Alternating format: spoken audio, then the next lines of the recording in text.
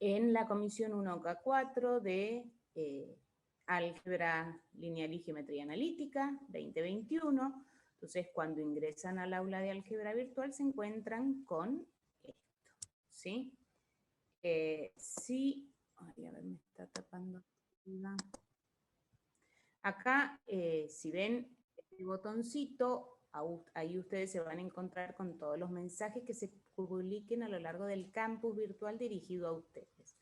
Cuando pican acá, ustedes se van a encontrar con estas tres opciones: destacados, grupo y privados. Acá en grupo, no sé cuánto les aparecerá a ustedes, por lo pronto seguro les va a aparecer el grupo 1K4, ¿sí?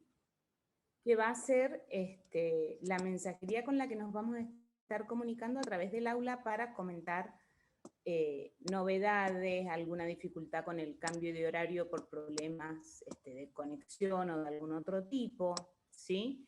O inclusive veo que han estado aprovechando bien para comunicarse con respecto a análisis 1 y demás. Yo no tengo problema con que se comuniquen a través de esto para esas cosas. No es para dejar consultas, porque para eso tenemos los foros o los horarios de consulta por Zoom, ¿sí? Pero sí para comunicarnos de manera un poquito más formal y eficiente con respecto a cualquier novedad, e inclusive, como ven, yo acá he estado poniendo esa secuencia que les comenté la semana pasada, de preguntas o ítem a tener en cuenta con respecto a los temas que vamos a ir trabajando semanalmente, ¿sí? Entonces, el trabajo de la semana pasada era todo lo correspondiente a matrices. Yo acá hice esa secuencia de preguntas que hoy vamos a ir recorriendo y redondeando ideas, ¿sí?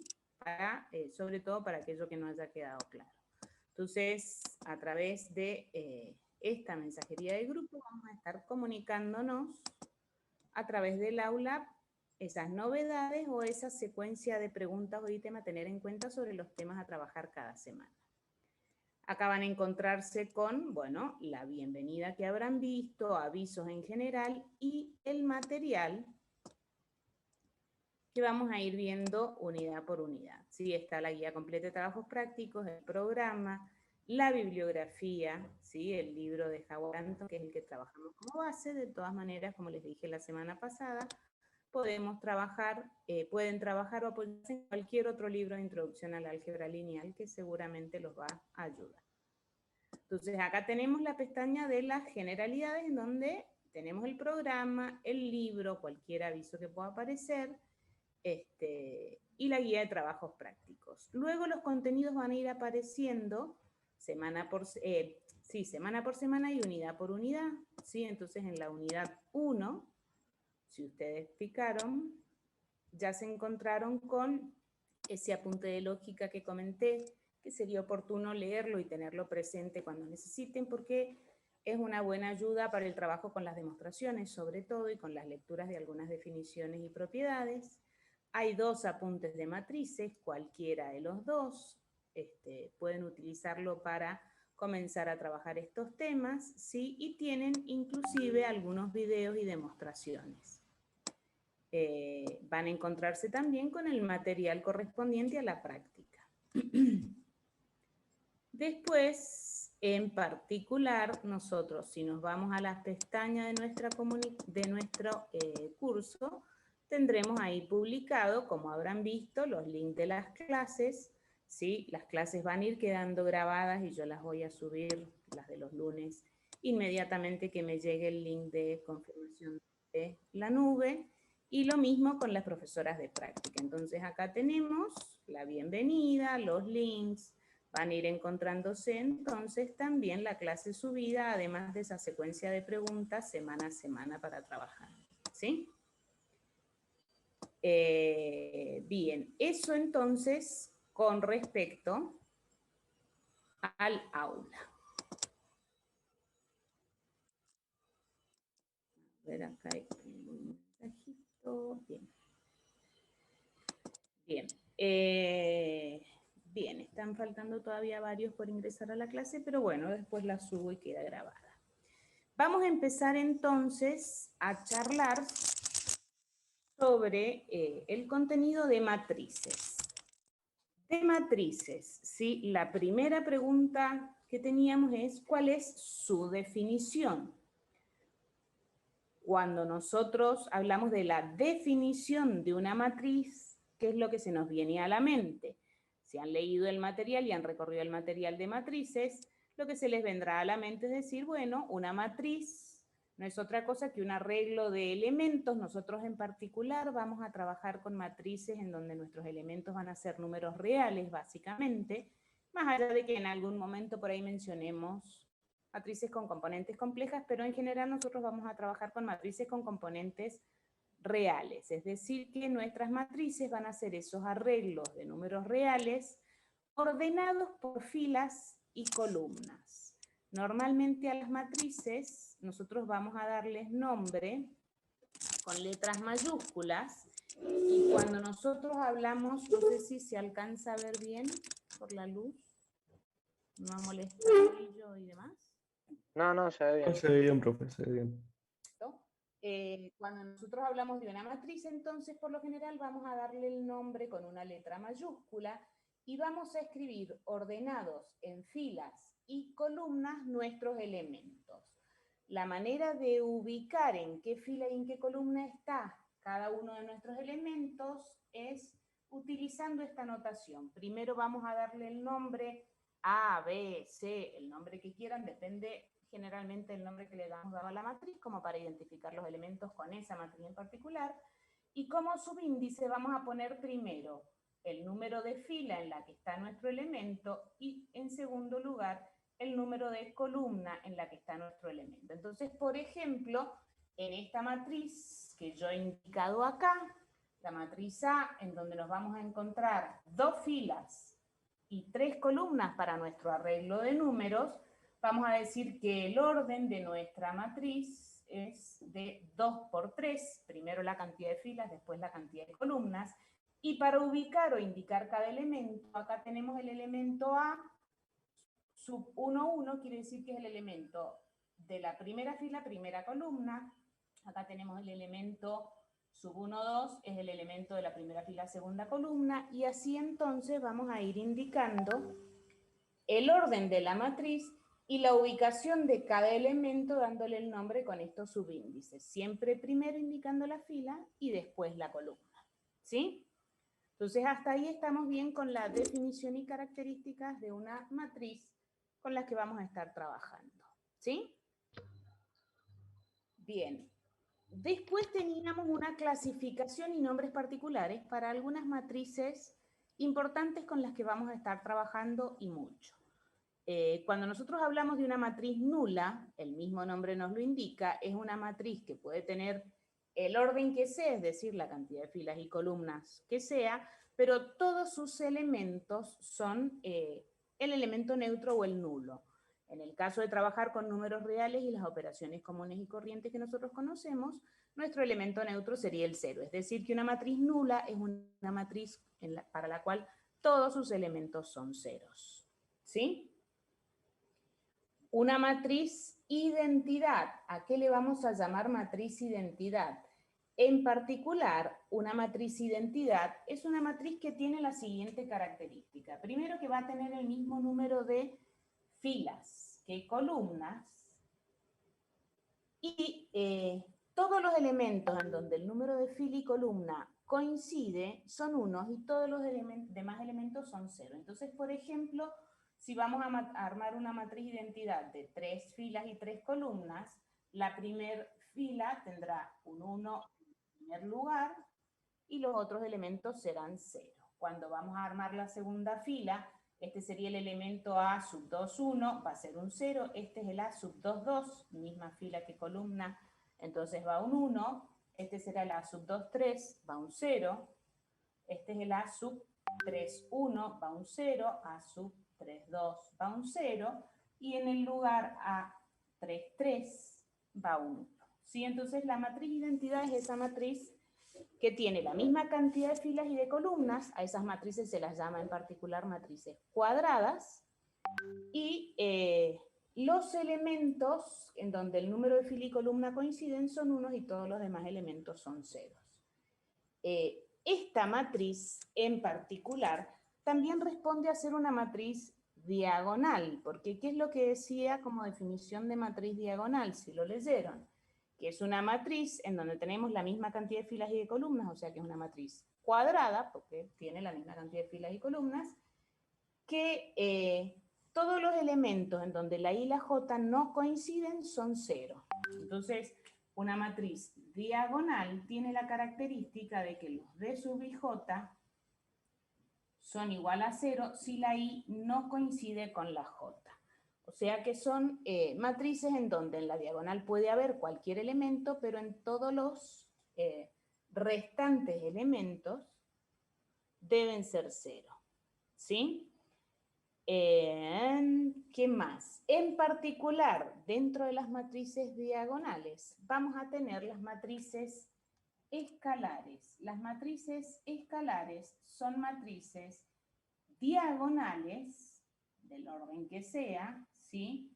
Pero con la característica de que todos los elementos de la diagonal son iguales o tienen el mismo valor, ¿sí? Entonces, dentro de las diagonales tenemos en particular la matriz identidad, que también son escalares, porque en su diagonal principal todos los elementos coinciden, ¿sí? O en su diagonal coinciden los elementos. Recordemos que los elementos de la diagonal son aquellos en donde el número de fila y columna coinciden, ¿sí?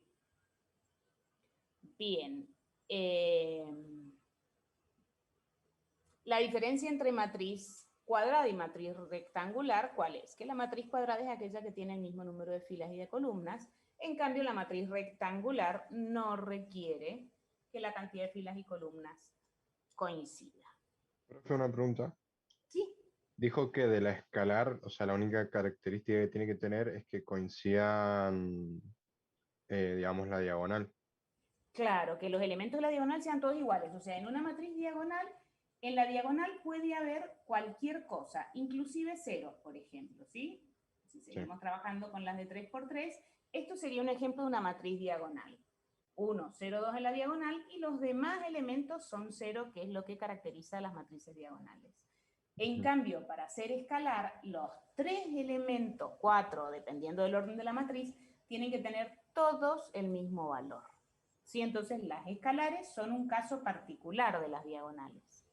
Son diagonales en donde todos los elementos de la diagonal tienen el mismo valor. ¿Sí? Sí, gracias. Bien, perfecto. A ver, esto va a estar viendo el chat y otro a la vez. Bien, ¿puede haber una matriz como identidad pero que no fuese cuadrada? No, la matriz identidad siempre es una matriz cuadrada, ¿sí? Y ahora enseguida vamos a ver por qué se llama identidad, qué característica particular tiene, no sé si lo han alcanzado a leer o no, pero hace las veces de la identidad para la multiplicación con la que vamos a estar trabajando, ¿sí? Bien, entonces ya hemos definido lo que es una matriz nulo, una matriz identidad, que lo que es una matriz cuadrada o una rectangular, una diagonal y una escalar.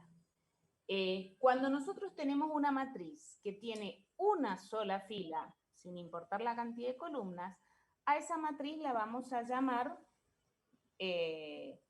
matriz fila. Y cuando nosotros tengamos una matriz que tiene una sola columna, sin importar la cantidad de filas, la vamos a llamar matriz columna. A ver acá, ¿qué pasaría si fuera una matriz nula de 3×3? Sería diagonal y o escalar. ¿Y qué les parece a ustedes? Si es de 3×3 y es la matriz nula, es una matriz cuadrada, todo lo que está fuera de la diagonal es 0, o sea que responde a la definición de diagonal, sería diagonal, pero además como los elementos de la diagonal son todos iguales, también sería escalar. Entonces una matriz nula cuadrada, ¿sí? Es diagonal y es escalar también a la vez. ¿Sí? Sí. Bien. Bien. Cuando nosotros hablamos de una matriz traspuesta, ¿sí? Yo tengo, por ejemplo, esta primer matriz que definimos, con 2 filas y 3 columnas. La traspuesta de esta matriz, que se suele anotar de esta manera, va a ser la matriz que resulta de escribir cada fila de la matriz A como columna para la matriz traspuesta de A. O al revés, cada columna como fila. Entonces, si tomamos la primera fila y la escribimos como primer columna, lo mismo hacemos con la segunda fila, la escribimos como columna, estamos armando lo que se denomina la matriz traspuesta de A. Es decir, que si en la matriz A sus elementos los habíamos denominado como A sub ij, en la traspuesta de A los elementos los vamos a tener que denominar como los A sub ji, porque son los de la matriz A, pero escritos haciendo esa transposición de filas por columnas o de columnas por filas. O sea, damos vuelta a la matriz, ¿sí?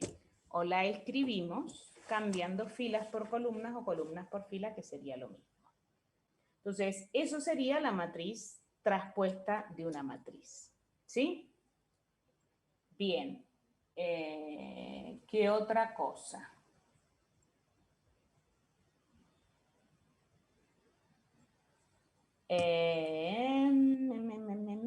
Bueno, algunas cosas que van a trabajar mejor en la práctica que acá. Vamos a definir ahora, o refrescar para ver si hemos entendido lo que es una matriz simétrica y una matriz antisimétrica. Dentro de las matrices cuadradas, ¿sí? Nosotros vamos a decir que una matriz A es simétrica si ocurre que los A sub ij son igual a los A sub ji. Veamos esto entonces. Por ejemplo, vamos a hacer primero un ejemplo, bueno, de 2 por 2. Yo tengo esta matriz. La matriz que tiene en su primera fila el elemento 1 y el elemento 2, en su segunda fila el 2 y el 3. Es una matriz cuadrada y es una matriz en la que si empezamos a comparar el A sub 1, 1, o sea, si los vamos enumerando, el A sub 1, 1 es 1. El A sub 1, 2 es 2. El A sub 2, 1 es 2 y el A sub 2, 2 es 3. ¿Sí? Como vemos que el A sub 1, 2 y el A sub 2, 1 son iguales, decimos que esta matriz efectivamente es simétrica. O sea que nosotros vamos a ver, o visualmente nos vamos a dar cuenta de que esta matriz es simétrica cuando veamos que los elementos simétricos con respecto a la diagonal principal tienen los mismos valores. Pero una matriz A del mismo orden que B, con menos columnas que fila. A ver, se me fue la pregunta. Profe, ¿puede bajar un poco la cámara, por favor? ¿Cómo? Sí, puede bajar un poco la cámara, que no se ve. Ah, bien. Ahí está, gracias. Sí, ahí está. Me había dado cuenta, gracias. Sí, ahora enseguida vamos a ir viendo esto que están preguntando con respecto a las traspuestas de una matriz. Fíjense que justamente si yo les pido que busquemos la traspuesta de esta matriz, ¿qué es lo que va a pasar? Si yo escribo la primera fila como columna y la segunda fila como columna, resulta que termino encontrándome justamente con la misma matriz. Entonces, la característica o propiedad particular de una matriz, la definición sería esta, ¿sí? A es simétrica si los A sub ij son iguales a los A sub ji, ¿sí? Esa sería la definición. Ahora, la consecuencia o característica de que una matriz sea simétrica es que va a coincidir con su traspuesta, ¿sí? Entonces, esto sería una propiedad de las matrices traspuestas. De las matrices simétricas, perdón. ¿Sí? Entonces se entiende, y eso es importante que lo diferencien bien. Cuando hablamos de definición y cuando hablamos de una característica o propiedad. Entonces, si en una propuesta, en un examen, se les pide la definición de matriz simétrica, esta sería la definición de matriz simétrica. esto sería una propiedad que nosotros podemos utilizar para hacer distintas demostraciones y demás, ¿sí? Exacto, estamos haciendo un repaso general de lo que teóricamente han leído. ¿Sí? O sea, se supone que ustedes lo han leído y ahora estamos haciendo un redondeo de las ideas para, a ver, se me fue más arriba la pregunta anterior.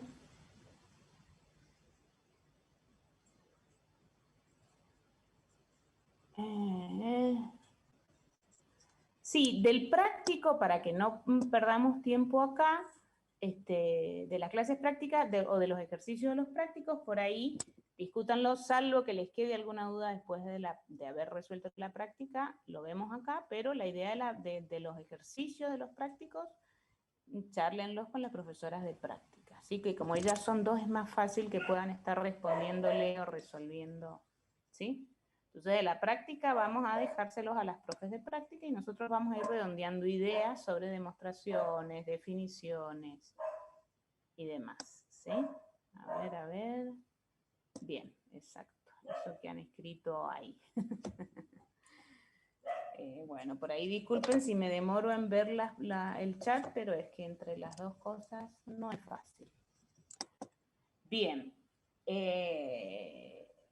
Eso entonces con respecto a la definición de matriz simétrica y a la propiedad o característica de las matrices simétricas, ¿sí? Acá lo vimos con un ejemplo de una de 2×2, pero sería lo mismo con una de orden más grande, de 3×3. En la diagonal no importa qué es lo que haya, pero cuando vamos viendo los elementos simétricos con respecto a la diagonal principal, tienen que ir teniendo cada uno el mismo valor respectivo del elemento simétrico, ¿sí? Entonces, el A sub IJ tendrá que coincidir con el A sub JI para que la matriz sea simétrica. Y eso para todos los casos, ¿sí? Con respecto a la simetría de una matriz.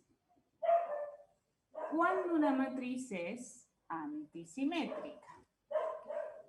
¿Cuál es la definición y cuál será la característica principal? Una matriz es antisimétrica si el A sub IJ es opuesto al A sub JI. ¿Sí? Entonces esa sería la definición de matriz antisimétrica. Si el A sub IJ es opuesto al A sub JI, entonces la matriz va a ser antisimétrica. Escribí cualquier cosa, antisimétrica. Ya se irán acostumbrando a que es mejor escucharme que tratar de leer lo que yo escribo, porque por ahí escribo rápido y la mitad de las letras no las pongo. Bien, veamos por ejemplo, y ahora vamos a verlo con una de 3×3 para que vayamos identificando los elementos.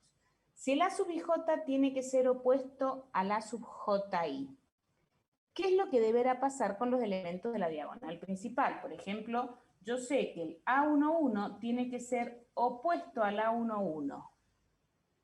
¿Sí? ¿Cuál es el único número real que es igual a su opuesto? El 0. El 0. ¿Sí? Entonces, la característica principalmente a la vista de una matriz antisimétrica es que en la diagonal, sí o sí, la única alternativa que tenemos es que sean todos ceros. ¿Sí? Entonces, si yo acá pongo, por ejemplo, este sería el elemento A sub 2, 1. Si acá pongo el 2, en el lugar del elemento A sub 1, 2, tendré que poner el opuesto de 2. ¿Sí? Si acá en este lugar, por ejemplo, ponemos un -1, este sería el elemento 3, 1. ¿Sí? Acá en el 1, 3, ¿qué tendremos que poner? Un 1. ¿Sí? Si en este lugar ponemos, qué sé yo, un 4, ¿este qué elemento sería? Sería segunda fila, tercera columna, sería el 2, 3. O sea que en el 3, 2 tendré que poner el opuesto del 4. ¿Sí? Entonces así construimos una matriz que respeta la definición de matriz antisimétrica. Yo quiero ver ahora qué es lo que ocurre. A ver si se alcanza a ver todo. Avísenme por ahí si no cubro el pizarrón. Si buscamos la traspuesta, vamos a tomar la primera fila y la vamos a escribir como columna. La segunda fila la escribimos como columna. La tercera fila la escribimos como columna. ¿Sí? Si nosotros observamos esas dos matrices y las comparamos, ¿de qué nos estaríamos dando cuenta? Si yo comparo la matriz A. Que la traspuesta es la opuesta. Es opuesto. Ajá. La traspuesta de la matriz A resulta ser la opuesta de A. O al revés. A va a ser la opuesta de su traspuesta. Así cualquiera de esas dos propiedades o características las podremos usar a la hora de tener que trabajar sobre una definición que involucre matrices antisimétricas. ¿Sí? Entonces, la definición es que los A sub i j son opuestos a los A sub ji, y la característica principal es que la traspuesta de una matriz antisimétrica es igual a su opuesta. ¿Sí? Bien, hasta ahí. ¿Vamos bien? Sí, profe. ¿Estamos Sí, de profe. acuerdo? Perfecto. Con respecto a las operaciones entre matrices,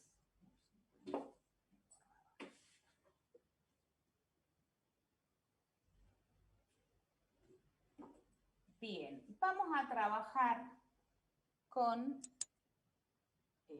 la suma de matrices, en principio, y con la multiplicación de matrices. ¿Cuándo puedo resolver una suma entre dos matrices? ¿Qué debía ocurrir con un par de matrices para poder sumarlas? Tener el Tienen el mismo Tener tamaño. el mismo tamaño. Exacto, tener el mismo orden, es decir, la misma cantidad de filas y columnas, n por m, la puedo sumar con otra matriz que tenga el mismo orden, porque la suma me va a quedar en una matriz de ese mismo orden, de manera que los elementos de la matriz suma van a ir siendo justamente la suma de los elementos respectivos de cada una de las matrices que estamos sumando. Entonces, para obtener cada C sub i j, yo voy a tomar el elemento de la fila y columna de A y lo voy a sumar con el elemento de la misma fila y columna de B para obtener entonces la suma de los elementos de nuestra matriz. Entonces, acá estaríamos definiendo la suma, que es posible solo si tienen el mismo orden. ¿Sí? Entonces, después en la práctica van a trabajar. En realidad, la suma de matrices no tiene demasiadas complicaciones ni dificultades. Entonces, vamos sumando elemento por elemento según la fila y columna que estamos, y eso será posible solamente si las dos matrices que queremos sumar tienen el mismo orden, es decir, la misma cantidad de filas y de columnas. Y el resultado será una matriz que tenga el mismo número de filas y columnas que las matrices que estamos sumando. ¿Sí? Como propiedades para la suma, vamos a seguir transfiriendo las propiedades que sabemos que se cumplen para la suma de números reales. La asociativa, la conmutativa, va a estar el neutro que es la matriz nula en este caso, del orden correspondiente, ¿sí? Cada matriz va a tener su opuesto, si sumamos matrices opuestas el resultado final será la matriz nula. Todas esas propiedades que se cumplían para las operaciones con números reales se van a seguir cumpliendo para la suma de matrices, siempre y cuando la suma de matrices sea posible. Para la multiplicación, en cambio, la condición que debe cumplirse para que sea posible la multiplicación de matrices es que el número de columnas de la primer matriz que vamos a multiplicar coincida con el número de filas de la segunda matriz. el resultado final tendrá la cantidad de filas de la primera matriz y la cantidad de columnas de la segunda matriz que estamos multiplicando. Es decir, entonces, que para ver si es posible una multiplicación de matrices, por ejemplo, qué sé yo, vamos a poner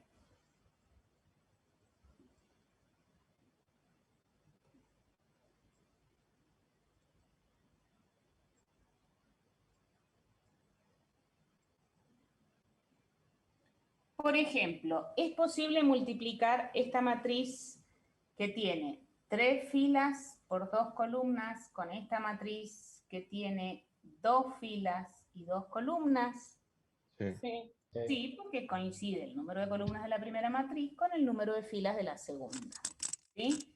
Entonces, el resultado final, ¿de qué orden nos tendrá que quedar? Van a tener que quedarnos 3 filas y 2 columnas para la multiplicación de estas dos matrices. ¿Cómo vamos a proceder entonces para resolver esta multiplicación de matrices? Bien, el paso a paso a seguir es el siguiente. Como la primera matriz me define las filas, yo de la primera matriz voy a ir tomando fila por fila y lo tendré que ir multiplicando por las columnas de la segunda matriz, que es la que me va a definir las columnas. Y así obtendremos entonces cada elemento de nuestra matriz multiplicación o producto. Por ejemplo, si quiero buscar el elemento de la primera fila, primera columna de nuestro producto, yo tendré que tomar la primera fila de la primera matriz, la primera columna de la segunda matriz y multiplicar 2 por 2 me da 4, más 1 por 1 me da 1. ¿Sí? Entonces, tomo fila, tomo columna, multiplico y sumo.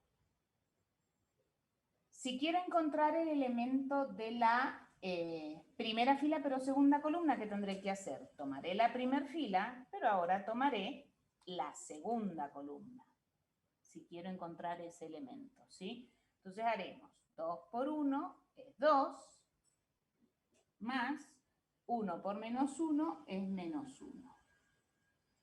¿Sí? Si quiero calcular ahora el elemento de la segunda fila, primer columna, ¿qué es lo que voy a hacer? Voy a tomar ahora la segunda fila y la primer columna para obtener ese elemento. Entonces multiplico 1 por 2, 2, más 2 por 1, 2. ¿Sí? Si quiero encontrar el elemento ahora de la tercera fila, primer columna, tendré que tomar la tercera fila y la primer columna, ¿sí? Entonces vamos a ir ubicándonos en qué fila y qué columna estamos para calcular nuestro resultado y tomando la fila de la primera con la columna correspondiente de la segunda. ¿Se entiende el procedimiento para la multiplicación? Sí, profe. Sí. Bien, perfecto. No vamos a demorarnos con esto, así vemos algunas definiciones importantes más. Total, esto en la práctica lo van a trabajar y bastante. Entonces, la primera matriz me define las filas, la segunda columna, y de esa manera vamos a ir eligiendo quién multiplicar por quién para encontrar el elemento correspondiente a nuestra matriz producto. Al trabajar de esta manera, claramente el producto de matrices no va a cumplir con la propiedad conmutativa, porque no siempre que se pueda multiplicar A por B para empezar, será posible la multiplicación B por A. Y en los casos en los que sea posible, no necesariamente vamos a tener el mismo resultado. ¿Sí? Bien. ¿Qué otra cosilla vamos a...? Bien. Cuando nosotros trabajamos con matrices, hay algo que vamos a denominar operación elemental entre los elementos de las filas o de las columnas de una matriz, que después vamos a trabajar y a necesitar mucho. Entonces vamos a definir qué es lo que es una operación elemental entre filas. Después lo ampliaremos al concepto para operación elemental entre columnas de una matriz. Cuando nosotros hablamos de una operación elemental para los elementos entre filas de una matriz, nosotros vamos a tener 3 operaciones elementales definidas. Le vamos a llamar operación elemental sobre los elementos de una fila de una matriz a multiplicar toda la fila por un número real distinto de 0. ¿Sí? Entonces, una operación elemental que podemos aplicar sobre los elementos de una fila o una matriz, que después veremos qué consecuencias tienen estas operaciones elementales. Pero en principio tenemos que identificar bien cuáles son las operaciones elementales. Entonces, multiplicar toda una fila por un número real cualquiera distinto de 0 es una operación elemental. Profe, ¿pueden ser filas y columnas? Sí, por eso. Vamos a tener operaciones elementales en filas o operaciones elementales para las columnas, o sea, no mezcladas. ¿Estamos? Haremos operaciones elementales en las filas o haremos operaciones elementales en las columnas. Entonces, la única diferencia es que en vez de hablar de filas, hablaremos de columnas cuando trabajemos con las operaciones elementales en las columnas. ¿Sí? Bien, otra operación elemental entre las filas de una matriz es cambiar una fila por otra. Y ahora vamos a verlo en ejemplo. ¿Qué es eso? Agarro la fila 2, la cambio por la fila 3.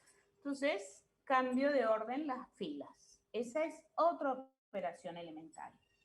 Y la tercera operación elemental, y prestemos atención acá a esta, porque es la que por ahí suele confundirse en sus procedimientos, es multiplicar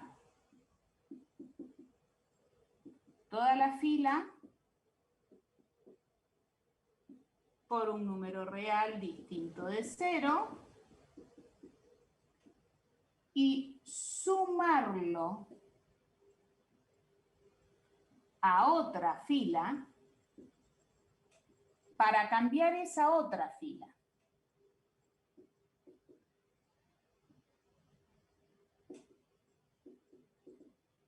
¿Sí? Entonces, por ejemplo, a mí se me ocurre tomar toda la fila 4, multiplicarla por 2, eso sumárselo a la fila 1, pero la que tengo que cambiar es la fila 1 con ese resultado. Entonces, estas son las 3 operaciones elementales para los elementos entre filas de una matriz. Las mismas, como dije recién, operaciones elementales entre columnas responden a estas mismas 3, nada más que en vez de trabajar con filas, trabajamos con columnas. Sí, o sea, es repetir, copiar y pegar todo esto, y donde dice fila poner columna, y seguimos, ¿sí? Trabajando con operaciones elementales, pero entre los elementos de una columna. Bien, veamos ejemplos de esto, o de cada una de esas 3 operaciones elementales. ¿Qué es eso? Por ejemplo, vamos a tomar la matriz A.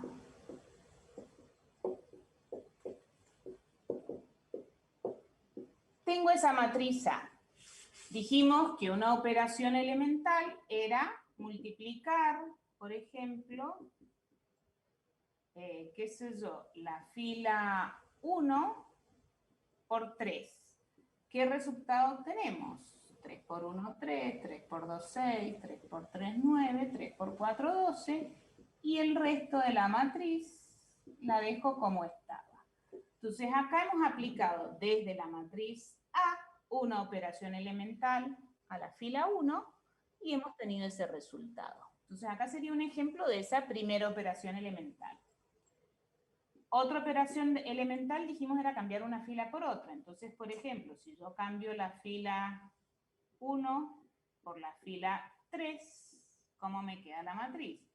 La fila 3 sería esta, la fila 1 era esta, y la fila 2 la dejo como estaba. ¿Sí? Y un ejemplo de la tercera operación elemental sería, por ejemplo, se me ocurre a mí multiplicar la fila 1 por 2, sumárselo a la fila 2, y eso me dará la nueva fila 2. ¿Sí? O sea, la que yo tengo que cambiar es aquella a la que le estoy sumando la fila que multipliqué. ¿Alguna pregunta?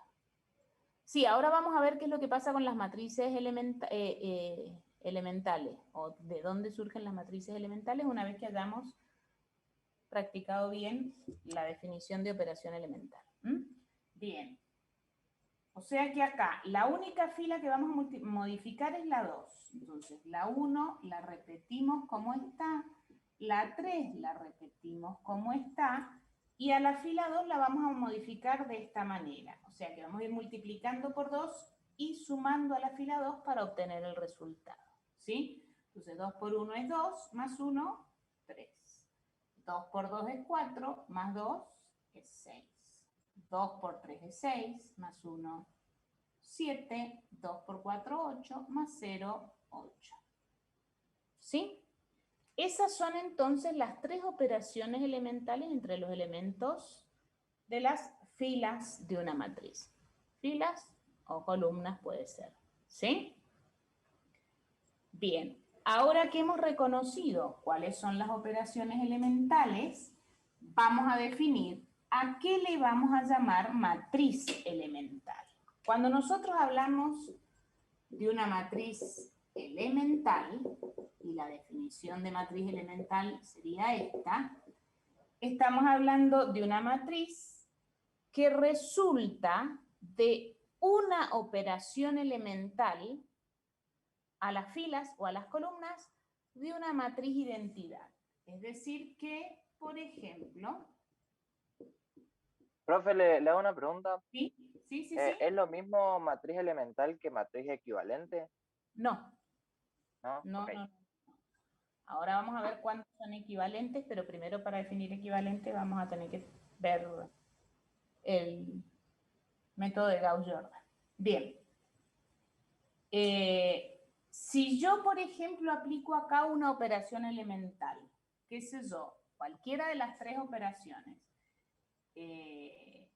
supónganse que multiplico por 2 la fila 1 y se lo sumo a la fila 3 para modificar la fila 3. Entonces me quedará la fila 1 como estaba, la fila 2 como estaba, y la que voy a modificar es la fila 3. ¿De qué manera? Multiplicando por 2 a la 1 y sumándoselo a la fila 3. O sea que 2 por 1 es 2, más 0 es 2, 2 por 0 es 0, más 0 es 0, 2 por 0 es 0, más 1, 1. Esta es una matriz elemental. ¿Sí? Aplicamos una operación elemental sobre la identidad para encontrarnos con esa matriz. Otra matriz elemental resultaría, por ejemplo, de multiplicar la fila 2 por menos 3. Entonces, la fila 1 la dejamos como está, la fila 3 la dejamos como está, y la que se modifique es la fila 2 multiplicándola por menos 3. Esta también es una matriz elemental. ¿Sí? Otra operación elemental que podríamos hacer era cambiar una fila por otra, ¿se acuerdan? Es eso, si cambiamos la fila 2 por la fila 1, por ejemplo, nos quedaría así, y esto es también una matriz elemental. Entonces, para reconocer una matriz elemental, tenemos que observar que haya habido una única operación elemental en la fila o en las columnas de la matriz identidad para llegar hasta esa matriz. ¿Sí? Entonces, esa es la definición de matriz elemental. ¿Se entiende? Profe, yo tengo una duda. Sí. No me quedó muy bien el concepto de matriz elemental. ¿Me lo podría explicar de nuevo? Sí. La definición de matriz elemental es una matriz que resulta de aplicar una única operación entre los elementos de las filas o de las columnas de una matriz identidad. ¿Sí? Esa sería la definición de matriz elemental. O sea que si yo te doy una matriz, por ejemplo, qué sé yo, te doy la matriz A, 2, 0, 1, 0, 0, 1, 0, 1, sí, por ejemplo. Yo te doy esa matriz. Vos la comparás con la matriz identidad del orden correspondiente, por supuesto. Yo te pregunto, ¿es una matriz elemental? Y ahí, ¿qué tendríamos que ver? Y, por ejemplo, acá, para llegar a este resultado, hubo que multiplicar por 2 la fila 1 y sumarle la fila 3, capaz. ¿Sí? Para llegar a eso. Pero ahí la fila que está cambiada es la primera. Esa no sería una operación elemental. Bien, Y gracias. además después hay un cambio de la fila 1 por la 2. O sea, ya hay más de una operación elemental y hay algo que no responde a una operación elemental. Entonces, esta matriz no es elemental porque tiene más de una operación elemental en juego desde la identidad para llegar hasta ella. ¿Sí? En cambio acá sí hay una única operación elemental aplicada a la identidad, entonces a esta matriz sí la llamo elemental. Esta otra también tiene una única operación, o sea, acá está aplicada esa tercera operación elemental que habíamos definido. Acá está aplicada la segunda operación elemental que habíamos definido, y acá, no, la primera habíamos definido la multiplicación. Y acá está el cambio de una fila por otra, que es la segunda operación elemental que habíamos definido. En cambio acá hay más de una operación elemental para llegar desde acá hasta acá. Entonces esta ya no es elemental, porque tiene más trabajo que una sola operación elemental, desde la identidad para llegar a ella. ¿Sí? Profe, una pregunta. Sí. ¿Se trabaja sí o sí con un inicio de la matriz de identidad? Sí, para que sea matriz elemental es desde la identidad del orden con el que vos estés trabajando, tenés que ver que haya una única operación elemental para que la matriz sea elemental. ¿Sí? Entonces, si yo te doy esa matriz, vos decís, bueno, escribo la identidad de ese orden y veo qué trabajo tengo que hacer en las filas o en las columnas para llegar hasta esto que tengo. Si veo que hay más de una operación elemental, ya dejó de ser matriz elemental. Si hay una sola operación para llegar desde la identidad hasta esa, entonces sí es elemental. ¿Se entiende la diferencia? ¿Cuándo sí es elemental la matriz o cuándo no? Sí, se entiende. Alguna vez se podrán aplicar, qué sé yo, 2, 3, 20 operaciones elementales de la identidad para llegar hasta la que tenemos, pero esa ya no es una matriz elemental, ya es más de una operación aplicada, entonces ya no es una matriz elemental.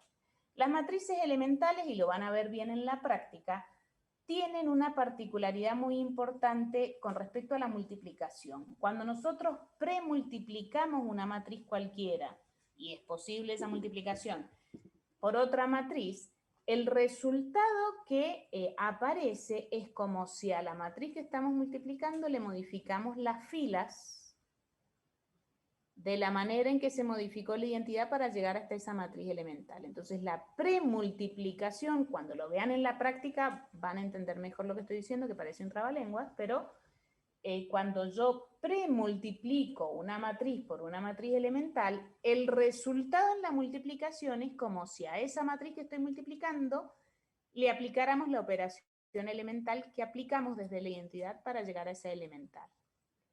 En cambio, cuando posmultiplicamos, o sea, si hacemos una matriz por la elemental, el resultado que se observa en la multiplicación es como la operación elemental que afectó a las columnas de la matriz identidad para llegar hasta esa matriz elemental. Eso no se preocupen ahora, cuando lo vean en la práctica les va a caer bien la ficha de esto que acabo de decir. Después, en todo caso, revean el video de la clase. Si les queda algo pendiente o lo charlamos después, en todo caso, si ven que no les cae la ficha al respecto. Bien, pero quiero... Profe, Sí. yo tengo una duda. ¿En qué caso aplicaríamos la matriz elemental a la matriz de identidad? O sea, ¿Cómo? ¿para qué? ¿En qué caso aplicaríamos una matriz elemental a la matriz de identidad? Sí. Y ¿Por qué? obtenés ¿Por la qué lo misma matriz haríamos? O sea, elemental en esa multiplicación. De todas maneras, una característica de la matriz identidad que multiplicada por cualquier otra matriz, premultiplicada o posmultiplicada, no modifica la matriz. O sea, es el neutro para la multiplicación, la identidad. buenísimo, listo. Así como la matriz nula es el neutro para la suma, la identidad va a ser el neutro para la multiplicación. ¿Sí? Gracias. Bien. Antes de que se nos termine el tiempo dispuesto, quiero que veamos en qué consiste el método de Gauss-Jordan, de Gauss sobre todo, para determinar lo que vamos a definir como rango de una matriz y que nos va a permitir después buscar la inversa de una matriz y muchas cosas más. Que hoy no vamos a tener tiempo de ver eso, pero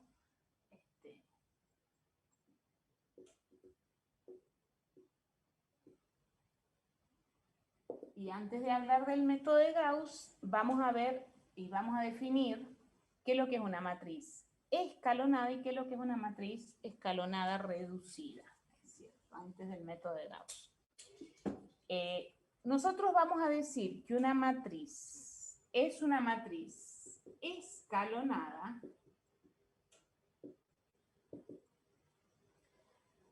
cuando se verifiquen las siguientes condiciones. Cuando nosotros vamos observando los elementos fila por fila de la matriz, vamos a ver que el primer elemento de la fila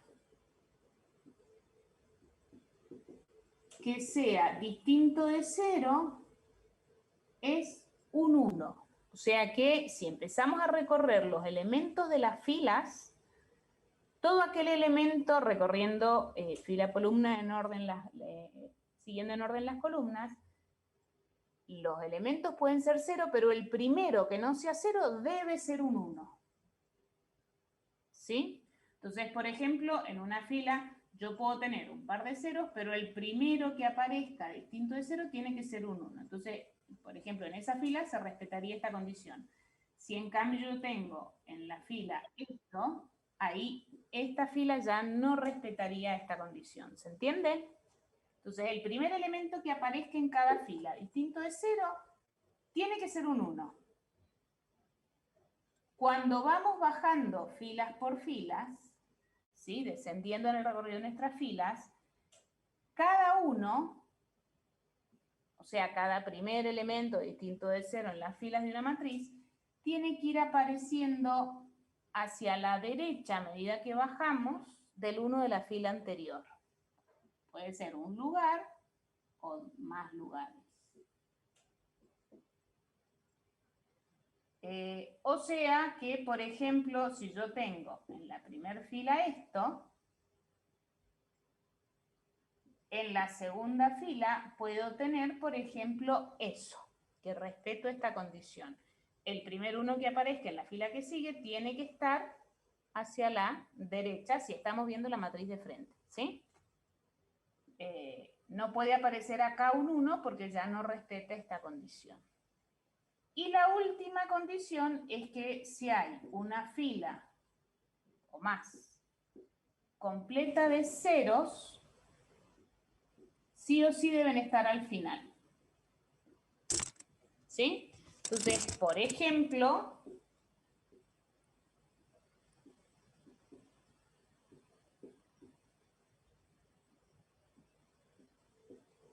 esta matriz es una matriz escalonada, ¿sí? El primer número distinto de 0 que aparece en esta fila es un 1, acá también, acá también. Acá no hay, son todos ceros, o sea que sigue respetando esta primera condición. A medida que vamos bajando en la fila, los unos van apareciendo hacia la derecha y hay una fila completa de 0 que está al final. Entonces esta matriz voy a decir que es una matriz escalonada.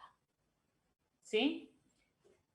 Por ejemplo, si acá en vez de tener un 0 hubiéramos tenido... No, acá no. No, ahí está bien. Esa es escalonada. A ver, por ejemplo...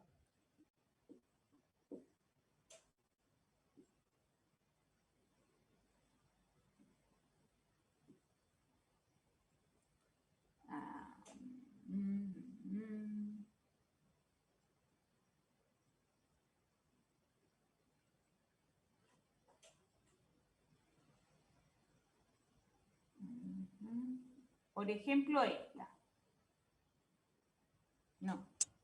Esta no sería escalonada porque acá este 1 no está hacia la derecha de este. sí, entonces esta matriz no sería escalonada, porque los unos tienen que ir apareciendo hacia la derecha de, ¿sí? Profe, ¿me repite el concepto del segundo ítem, por favor?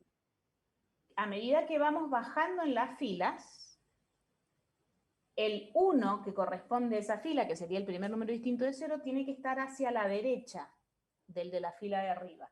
Entonces acá, por ejemplo, este sí lo respeta. O sea, este respeta la primera condición, sí, porque todo lo primero que sea distinto de 0, en cada fila es un 1. Y si hay una fila completa de 0, está al final. Entonces el primer ítem lo respeta y el último también. Pero acá, el que no se respeta es este segundo, porque este 1 que está acá en esta fila, no está a la derecha de este 1. ¿Sí? Sí, sí, ahí Está a la entendí, misma gracias. altura. Entonces, esta ya no está respetando esta segunda condición, ¿sí? ¿Se entiende? Sí, profe. Bien, perfecto. Entonces, esta no es escalonada porque no verifica esta condición, esta sí. ¿Mm? La diferencia ahora con una escalonada reducida, ¿cuál es? Para que sea escalonada reducida una matriz, a estas tres condiciones vamos a agregar una cuarta. ¿Y qué es? Que arriba de cada elemento distinto de 0, o sea, de cada uno de las filas, también deben haber ceros. O sea, si ustedes se fijan en los dos en el ejemplo que vimos recién, a ver, no me acuerdo bien cómo era, ¿quién me canta fila por fila el ejemplo que vimos recién que acabo de borrar de la que sí era escalonada? 1, 2, 3, 4. 1, 2, 3, 4. 0, 0, 1, 2. 1, 2. 0, 0, 0, 1. La última era todos ceros. Bien, gracias. Bien, si ustedes se fijan que eso se me escapó verlo recién, respetando las tres condiciones que habíamos visto, siempre en una matriz escalonada, debajo de esos unos hay todos ceros. ¿Sí? Entonces, si se respetan estas tres primeras condiciones, a la vista nos vamos a dar cuenta que en las matrices escalonadas, debajo de esos unos, hay todos ceros. En la matriz escalonada reducida, además de cumplirse estas tres condiciones y tener como característica principal que abajo de esos unos hay ceros, arriba de los unos también tienen que haber ceros. Es decir que esta no sería escalonada reducida, pero, por ejemplo, una matriz que sea así,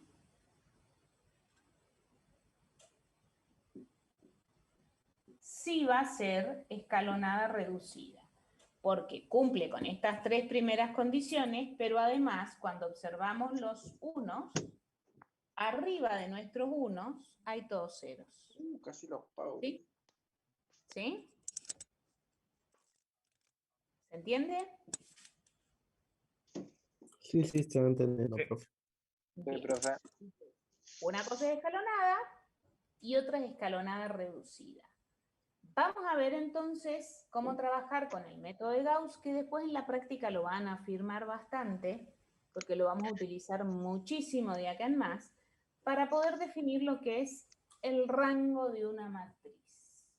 Y vamos a definir también lo que es matrices equivalentes al poder trabajar con este método de Gauss. El método de Gauss, ¿qué es lo que nos dice? Que nosotros vamos a ir encontrando matrices equivalentes a otras siempre y cuando apliquemos operaciones elementales en las filas de la matriz y que nos van a permitir ir llevando esa matriz a una forma equivalente en una matriz escalonada. Entonces, por ejemplo, yo voy a armar una matriz cualquiera.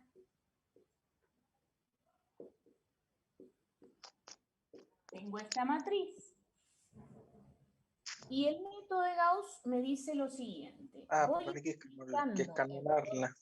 Escanolarla. Primero hay que escalo el... Estoy quemado.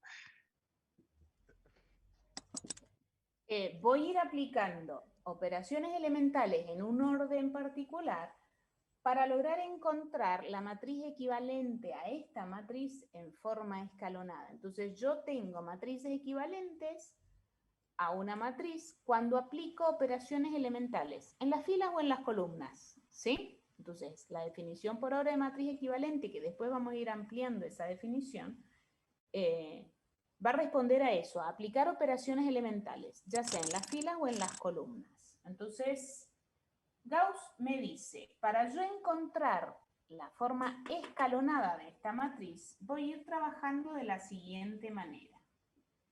Voy a ir aplicando de a una operación elemental a las filas o a las columnas, pero en principio vamos a trabajar en las filas porque va a ser la forma más ordenada, ¿sí? De ir encontrando una matriz equivalente, y el procedimiento a seguir es el siguiente. Y nuestro primer objetivo es lograr el primer 1 en la primera fila, primera columna. Y si acá hay todos ceros, pasaremos a buscar entonces nuestro primer 1 en la primera fila, segunda columna y así. Entonces, para obtener un 1 ahí, ¿qué operaciones podemos aplicar? Y, por ejemplo, podríamos multiplicar por un medio toda esta primera fila, pero también, por ejemplo, podemos cambiar la fila 1 por la fila 2. ¿Sí?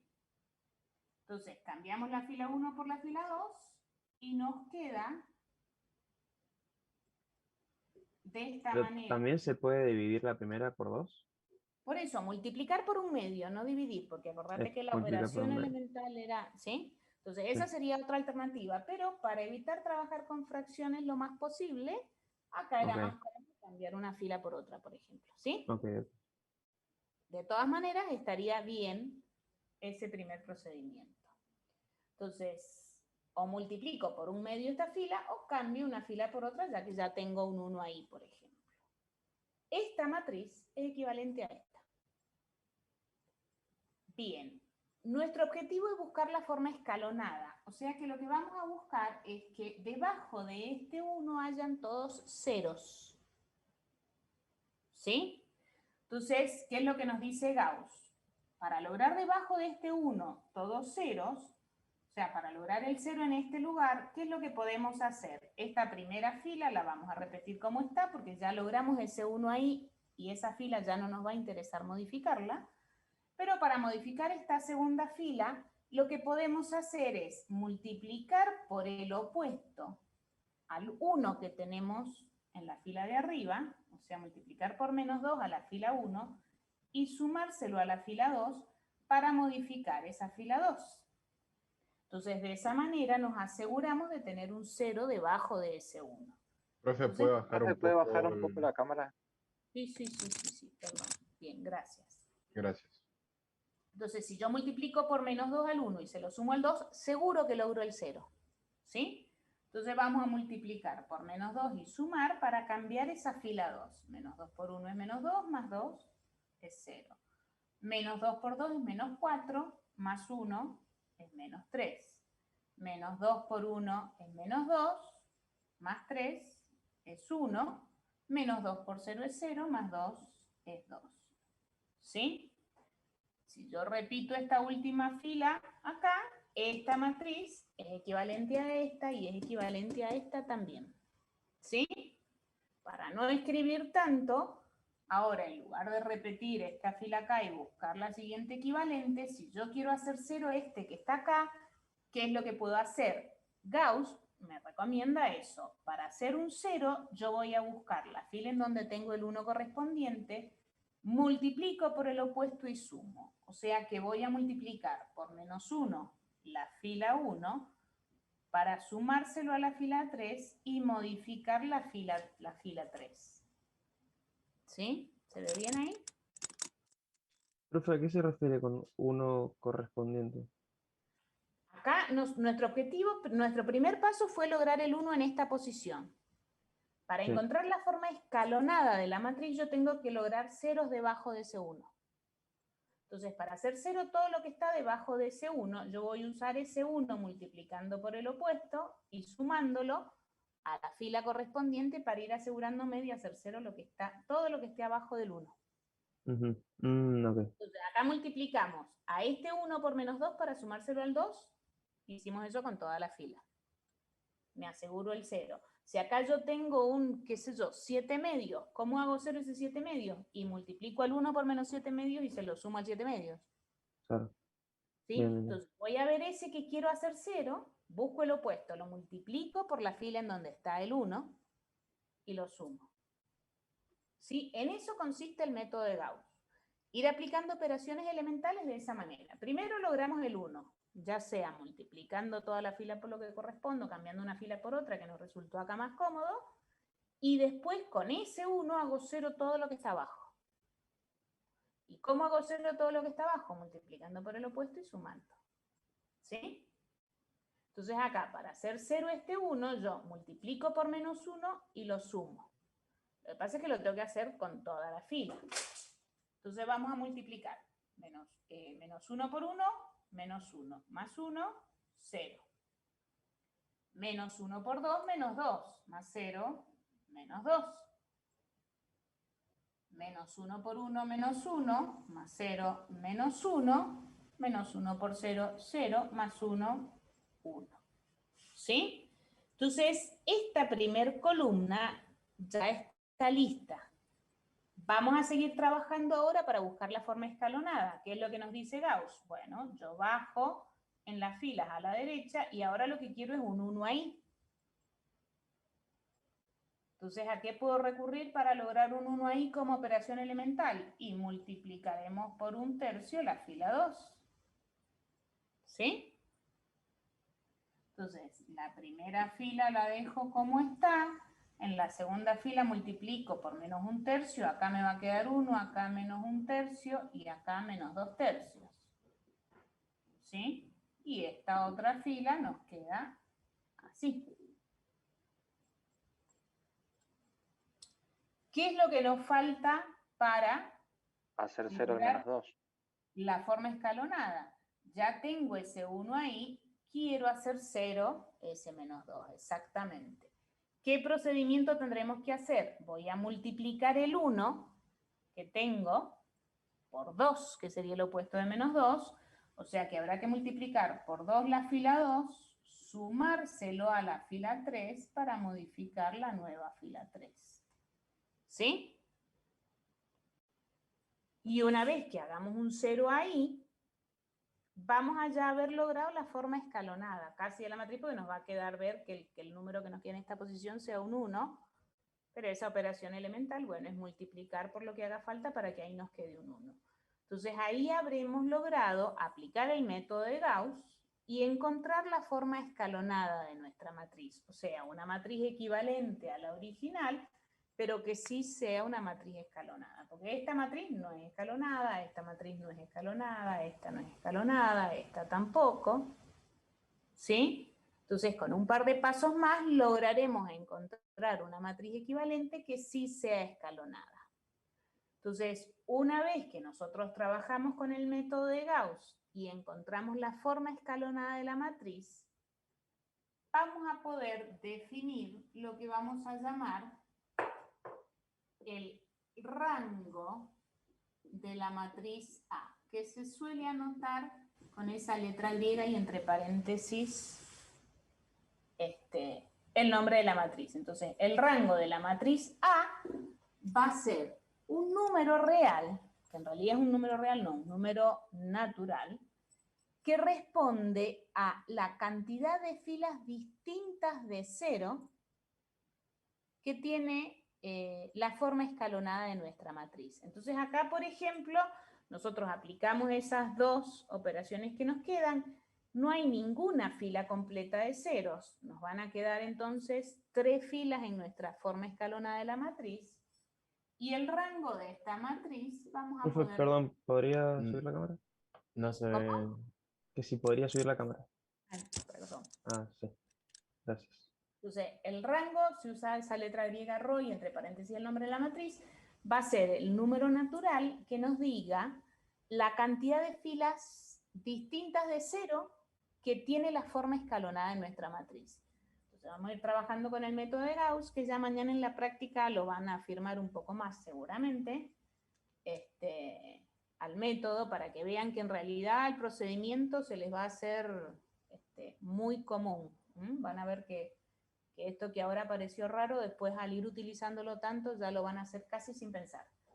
Es el número de filas que quedan en nuestra matriz después de buscar su forma escalonada. ¿Sí? El número de filas distintas de 0, perdón, que quedan en nuestra matriz después de buscar su forma escalonada. Entonces, por supuesto que el rango de una matriz va a depender entonces, en su posibilidad, de la cantidad de filas que tenga la matriz. Si yo tengo una matriz de 3 filas, el rango podrá ser desde 0 hasta 3, no más. ¿Sí? Porque al trabajar con operaciones elementales nunca agregamos filas. ¿Sí? Entonces, siempre el rango de una matriz se va a mantener entre 0 y el orden de la matriz. Tengo una duda. Bien. En la última fila, ¿Cómo? tengo una duda. Una Sí. de las condiciones para que sea una matriz escalonada es que la última fila sea 0. No, no, no. Si hay alguna fila completa de ceros, tiene que estar al final. Por eso. Puede que no hayan filas completas de ceros. Y entonces, en este caso no importaría. Claro, en este caso no nos va a quedar ninguna fila completa de ceros de ninguna manera, o sea que el rango va a terminar siendo 3, más allá de que no terminamos con el procedimiento. ¿Sí? Nos faltaron 2 pasos, que después ustedes para practicar háganlo si quieren, para ver que el rango termina quedando 3, porque al no quedarnos ninguna fila completa de ceros, nos quedan 3 filas en total en nuestra forma escalonada sin ser fila completa de ceros. ¿Sí? Si queda alguna fila completa de ceros, la tendremos que pasar al final para que sea escalonada. Ahora puede que no hayan filas completas de ceros en una matriz escalonada. ¿Sí? Sí. Bien. A ¿Profe? ver. Sí. No sé si ahora la pregunta del chat, pero yo tengo una pequeña duda. Sí.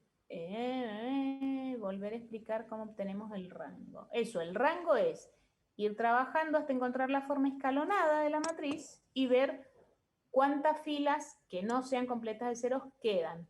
Y ahí tenemos el rango. No sé, sí, ¿qué otra cosa querías preguntar? Profe, yo quería Sí. saber si es indistinto, por ejemplo, en el primer paso que hizo de cambiar la fila 2 por la fila 1. Sí. Si yo empiezo cambiando la fila 3 por la fila 1, ¿es Lo indistinto? mismo, vas a llegar a lo mismo.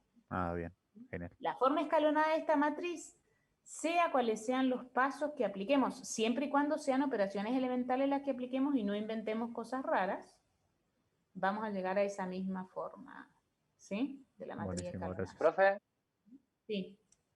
¿me podría repetir el concepto de matriz escalonada reducida?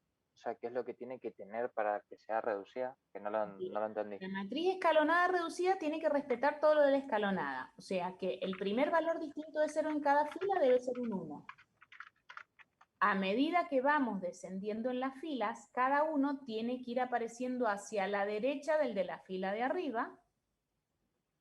Si hay alguna fila completa de ceros, esa tiene que estar al final, o todas las que sean completas de 0 tienen que ser las últimas filas. Y por último, arriba de cada uno principal en las filas a medida que vamos descendiendo, tienen que haber todos ceros.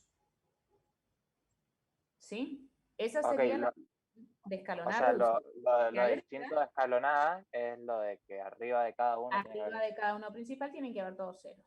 Ok, Esta es la diferencia entre la reducida y la escalonada sola. Bien. Por ejemplo, profe, una duda. matriz escalonada sería la Sí. matriz de identidad, ¿o no? La Es matriz de identidad escalonada es reducida. escalonada reducida. Es preciosa.